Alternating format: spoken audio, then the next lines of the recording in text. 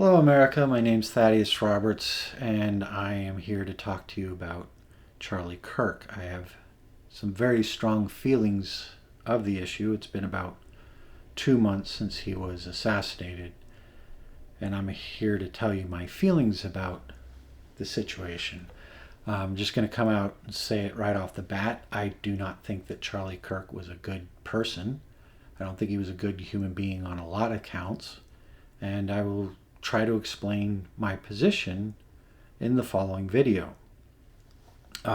Most of all, it came down to I don't think he was a good Christian, I don't think he was a good American, and I don't think he was a good debater. I'm going to start off with this last one where I said he's not a good debater.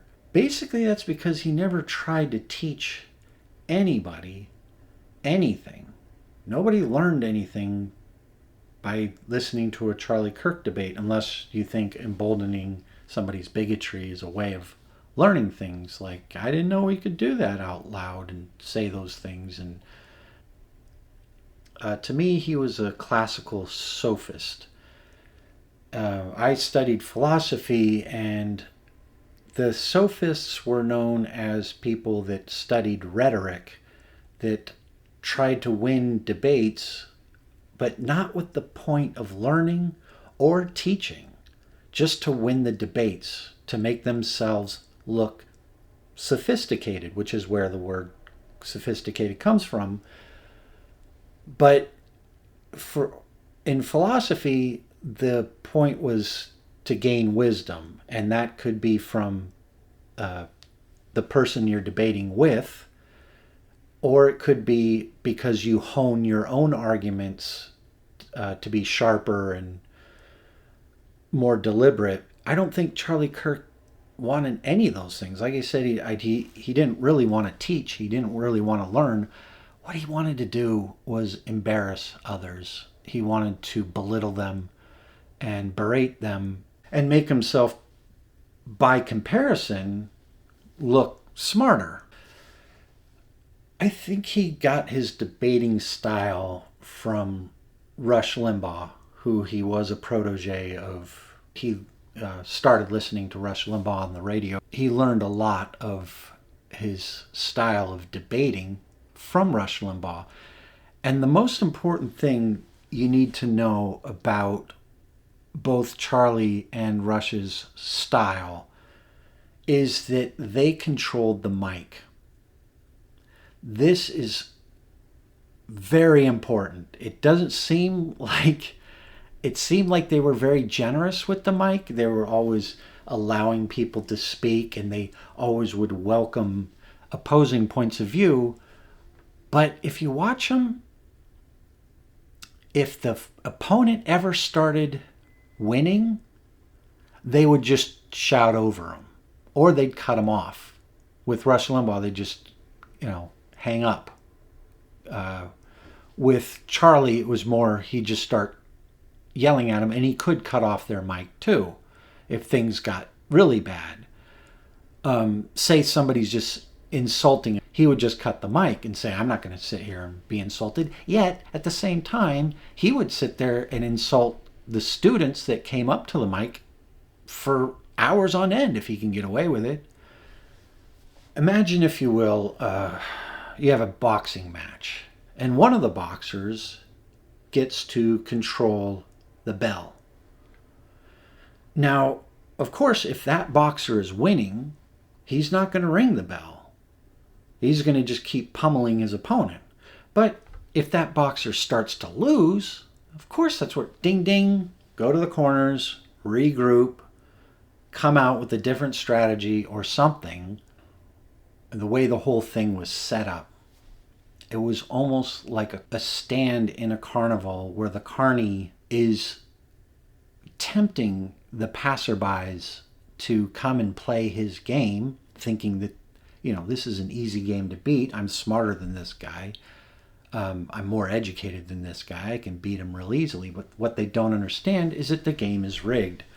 Just like a carny, they have these sometimes really cute ways of, you're supposed to throw the ring toss, but they step on this one board, and that just changes the angle of the rings or the place where the ring's supposed to go just enough, or they just don't have the diameter to fit, or only the carny knows which one is going to fit.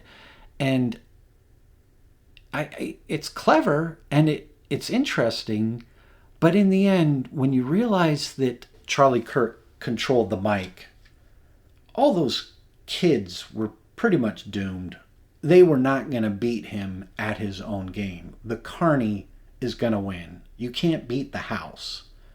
The house may let you win enough to make you think that you're, but if you ever really started winning, no, it's rigged.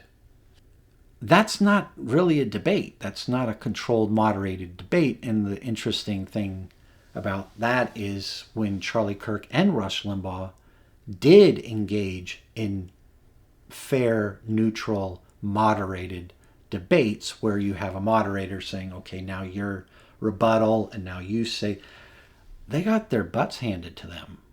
I remember way back when watching Rush Limbaugh go on TV and debate James Carville, and James Carville just kind of mopped the floor with him. And I'm not a big James Carville fan, but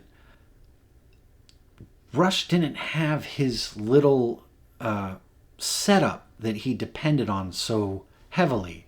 Same with Charlie Kirk. When he gets into moderated debates, he just flounders because it's not as easy when you don't control the mic. Some people may note that this isn't a fair debate either. I'm just lecturing my points of view and I don't have to worry about rebuttals and stuff like that. And that's fine. If you have any counter arguments, you're free to put them in the comments.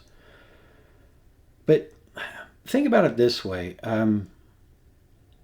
If you think that Charlie Kirk was actually seeking wisdom by going out in the campus quads the same way that Socrates would go out in the marketplace and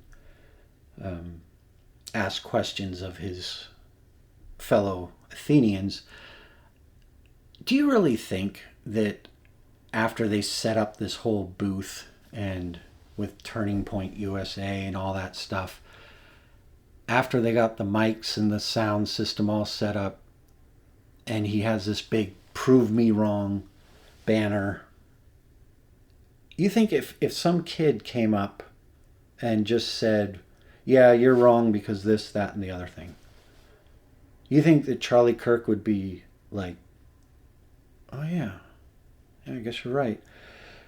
All right, well, pack all this stuff up again. Let's go to the next universe. I mean, that's just not going to happen. He is never going to concede defeat. If he starts to lose, he's just going to shout louder. So it really wasn't about education, even though it took place on college campuses.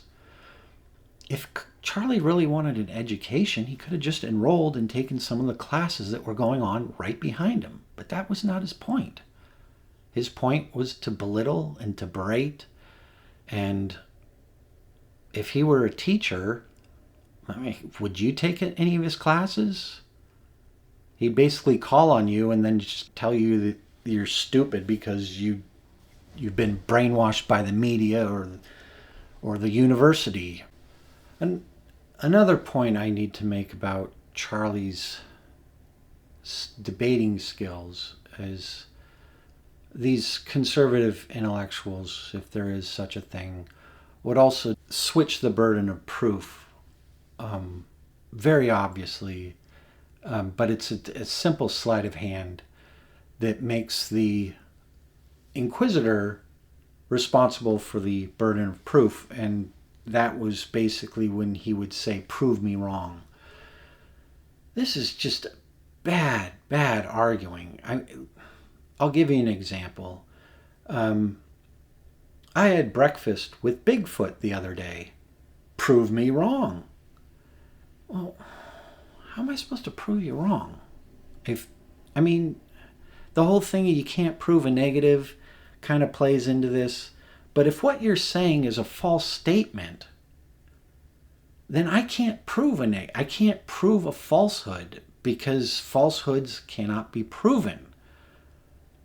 And similarly, If what you're claiming is untrue, the impetus is not placed on me to prove that statement wrong. The impetus is placed on you. The burden of proof is placed on you to substantiate that statement.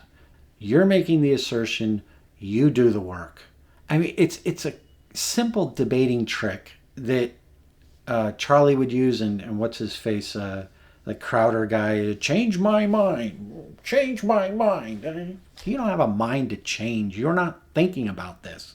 You just want to put out a statement that is completely ridiculous and then say it's the inquisitor's burden to prove that statement wrong. No, it's your responsibility to prove it right, or at least substantiate it enough in the first place. Then we can go from there. I'm going to just show you a few clips of what he was saying about the Liberty Bell to support his position that, well, I'll just let him state his position. It is one of the most sinister, most unsubstantiated lies that does not come up against any sort of academic scrutiny. This idea that founding fathers were a bunch of Enlightenment common law deists. If the founding fathers were not Bible-believing church-saying Christians, why did they put Leviticus on the Liberty Bell? Oh, yeah. This is a mic drop. This is over. They put a Bible quote on the Liberty Bell. Pretty much proves my point beyond a shadow of a doubt. Now, I got this clip from Dr. Daniel McClellan. He's an expert on the Bible, and he does a much better takedown of this particular point. I'm just going to go through some basic points. The Liberty Bell predates the Revolution. That bell was used to ring in, so to speak, to commemorate King George's accession to the throne. It was rung to celebrate the enemy of the whole revolution. But even if we do give Charlie the benefit of the doubt and cede to him that the Liberty Bell was a major symbol for the revolution, and that the inscription of Leviticus on there really did have as much weight as what they wrote in the Constitution itself, it still is such a weak argument. Do you know how many novels have been written where they would, in the beginning, put a Bible quote, like in the beginning? You know how many heavy metal bands have used Bible quotes in their music or on their album covers? Does this mean that, they're Bible-thumping Christians? No, they just used a Bible quote. The thing is if you go to school, the first thing they're going to do is show you a lot of different viewpoints. I know that Charlie thinks that the whole university system is to indoctrinate you into atheism and communism and all that stuff, but, come on. Have you ever been to university? I can't imagine what he's thinking, that if you go take a class and the professor is like, "Good morning, students. Welcome to Art Appreciation 101. We'll be studying mostly medieval painters, the classics, Caravaggio, David, a lot of Michelangelo, Renaissance painters, Da Vinci." Did the Turning Point guide leave? Okay. So here it is. We're going to seize the control of the means of production by having a revolution where the working class overthrows the bourgeoisie and the... he's back. So yes, we will definitely be dealing a lot with Caravaggio. That doesn't happen. I went to Berkeley. Berkeley, the liberal bastion of academia, and I was a philosophy major.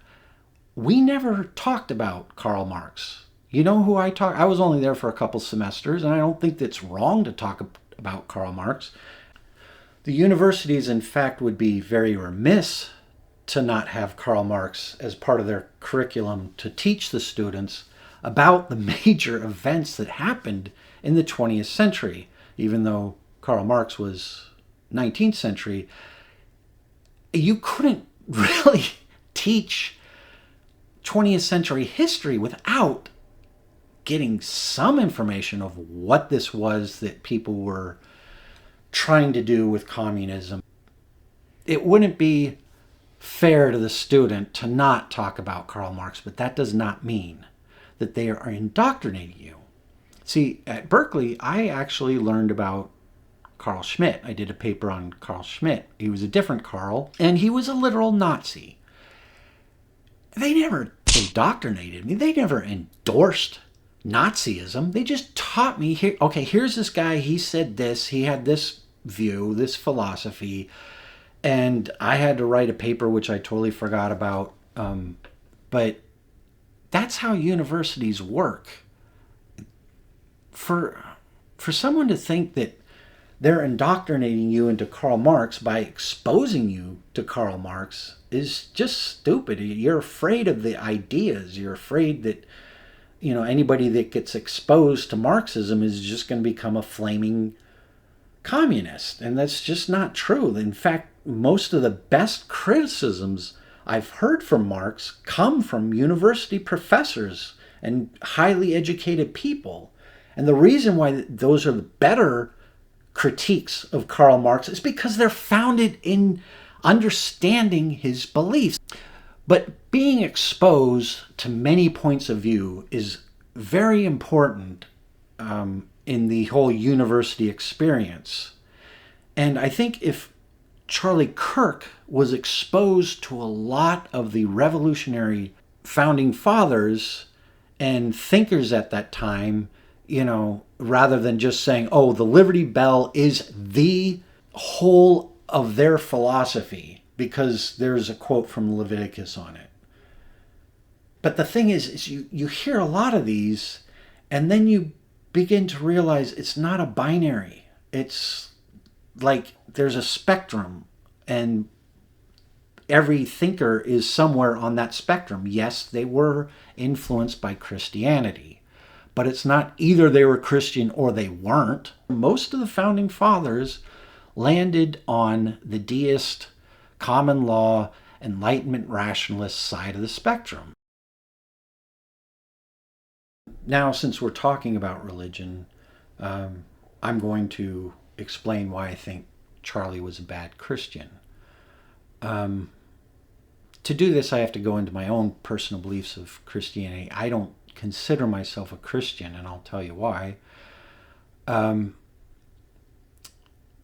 read the Gospels, and they moved me profoundly, probably more than any other written word. But by reading the Gospels, I read what my favorite parable was the Good Samaritan. And I invite all Charlie Kirk followers to read that one again. And read it again and again. It's not complicated. But the message is very clear. It doesn't matter what religious subgroup you're in. It doesn't matter what you call yourself. It matters what you do. To me, Charlie Kirk was somebody that just would not shut up about how Christian he was. To me, it's paradoxical, it's self-defeating, it's self-contradictory to call yourself a Christian and boast about it. But more in a just a general sense, I think we can all agree that Jesus did stand up for the disenfranchised, the poor, the weak, the lepers. And he heaped a lot of derision and disdain on the rich and the powerful. And Charlie seemed to do exactly the opposite. He cozied up to the rich and powerful, and he heaped all his derision and disdain on the people who were lowly and disenfranchised. He was punching down almost all the time. I think Jesus himself knew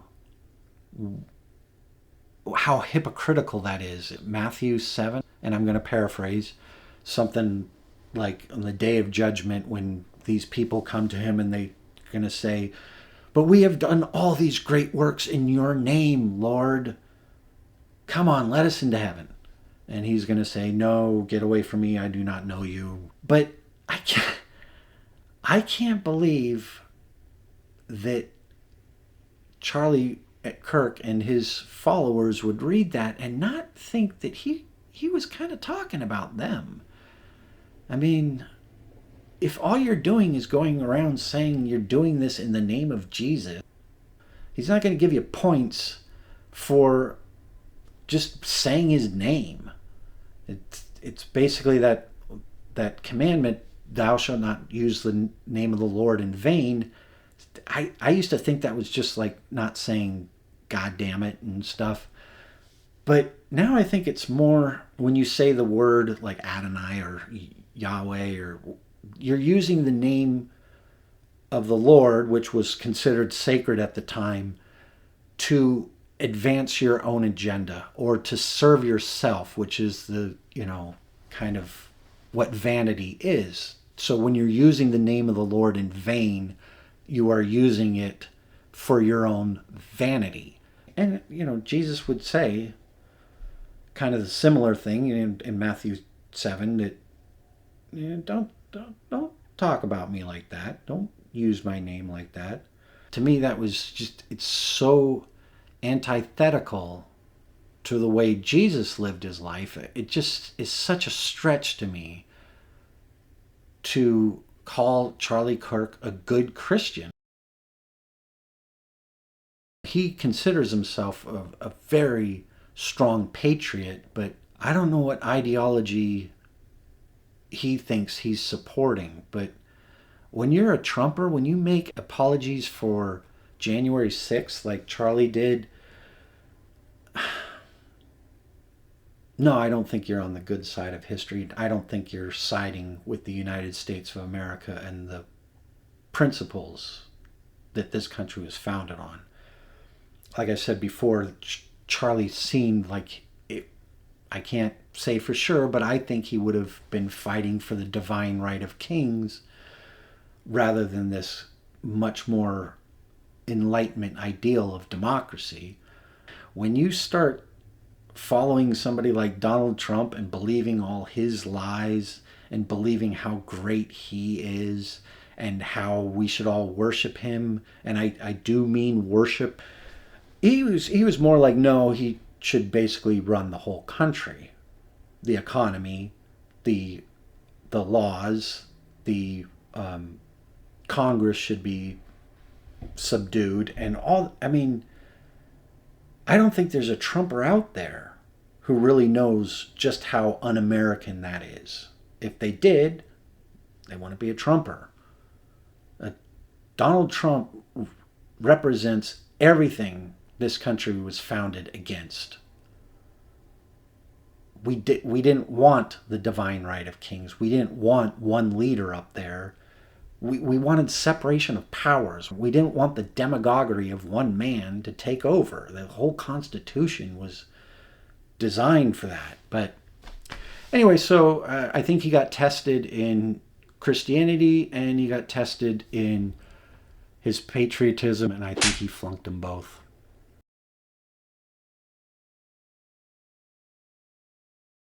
The whole reason why I'm making this video isn't just dunk on Charlie, especially since he's no longer around to defend himself. The reason why I'm making this video is because it really kind of I pissed me off when right after the assassination that there's people going around trying to get people fired if they don't show the proper respect to Charlie Kirk. The thing that kind of bothered me the most, because I guess it was coming from my side, is even people like Barack Obama and Bernie Sanders, they both came out saying how much of a tragedy this was. And yeah, I didn't want Charlie to get shot. I wasn't advocating his assassination. I think if you want to get to the core root of that, I don't think it's entirely coincidental that both the person that assassinated Charlie Kirk and the person that tried to assassinate Donald Trump both came from MAGA families. That's a fact. And I'm not saying that your family is your identity, but as far as we know, these people were definitely more to the MAGA side of things. So maybe it's time that MAGA has a little day of reckoning and realize that their kids, whether it's Tyler Robinson or Thomas Crooks, maybe tell them, you can't just go shoot people that you don't like.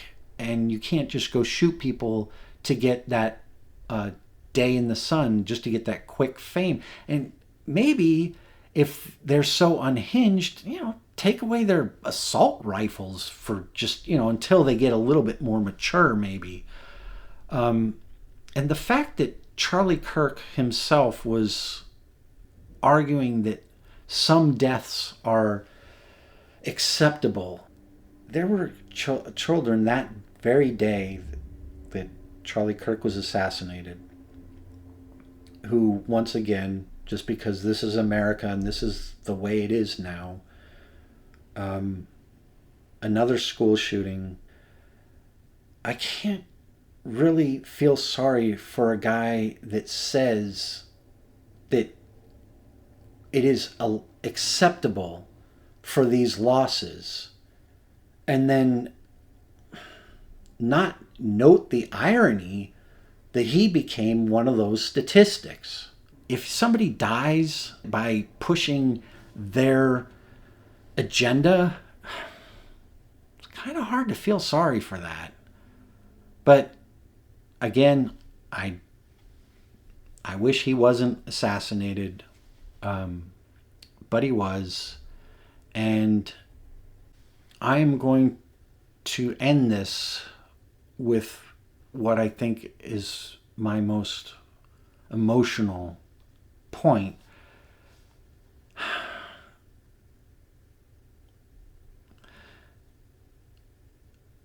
If you respected Charlie Kirk and you admired his life and you think he was a good person, that's fine. I am all for you having your liberal independence and being able to admire who you see fit. But what Obama and Bernie Sanders and the entire MAGA base need to understand, you do not have the right to tell me I have to feel the same way you do. In fact, fuck you for even suggesting it. I am a free American. I will make up my own mind about Charlie Kirk. And guess what? I didn't think he was a great person before he got shot. I didn't think he was a great person after he got shot. His character did not get changed by the bullet. I'm sorry one of your heroes has perished, but he wasn't one of mine, and you're never going to make him one of mine. Thank you for listening. Talk to you later.